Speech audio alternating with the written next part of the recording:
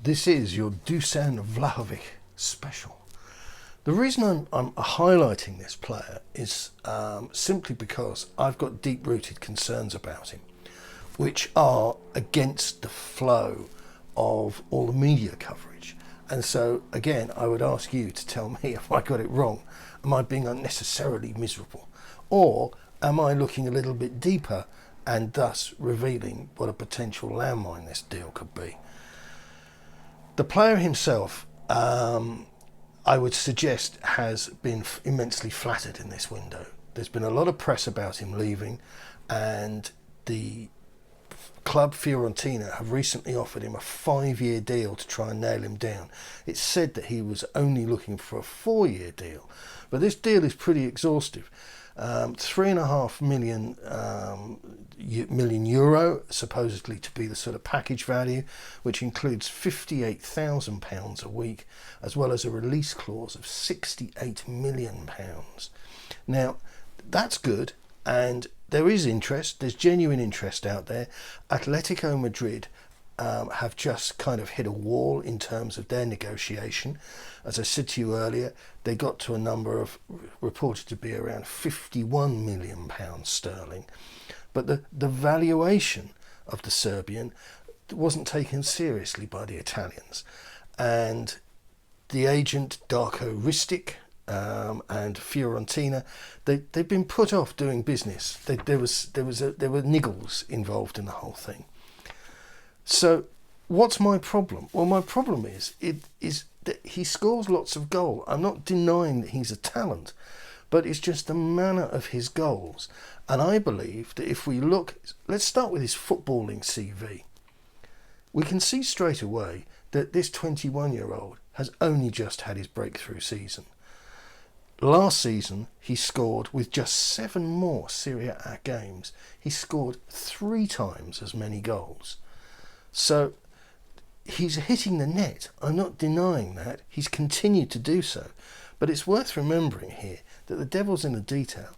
And during this breakthrough season, he was subbed off 14 times. 14 out of 21. That's not great.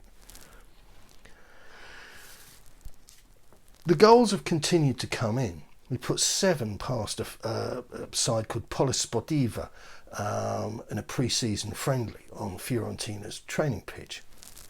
And I'm absolutely not denying he's a talent. He knows where the onion sack is. He knows how to score goals.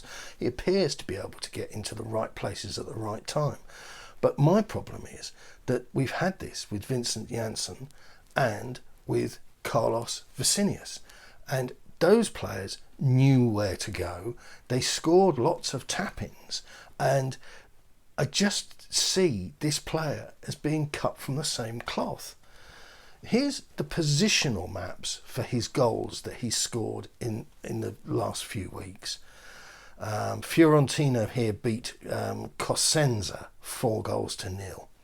Fiorentina beat Virtus Verona 4-0. Lazio were beaten 2-0. Fiorentina beat Spezia 3-0. And you can see from the location of where the ball was struck in, these are all peppered around the 6-yard area. And I have to say, I went back through the entirety of the last season and I found one instance where he was outside of the penalty area.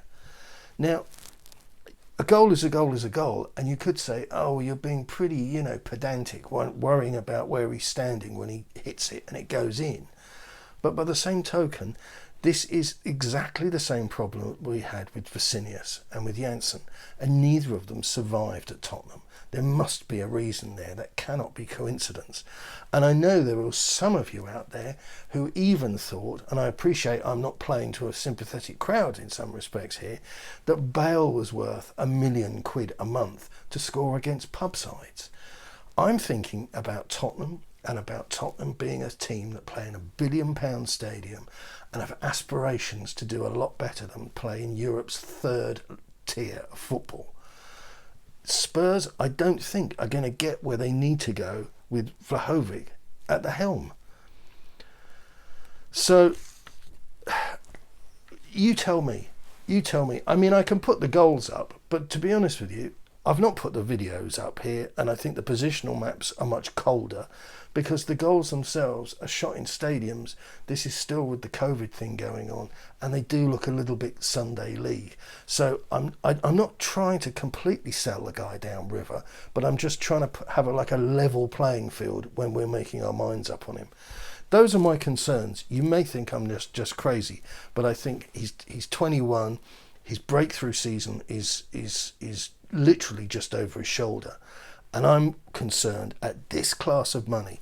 And if we're talking about, what was it, 68 million is the aspirational fee that they have in mind for him, if this is the right move for Tottenham Hotspur at this time. Let me know if I'm wrong. Cheers.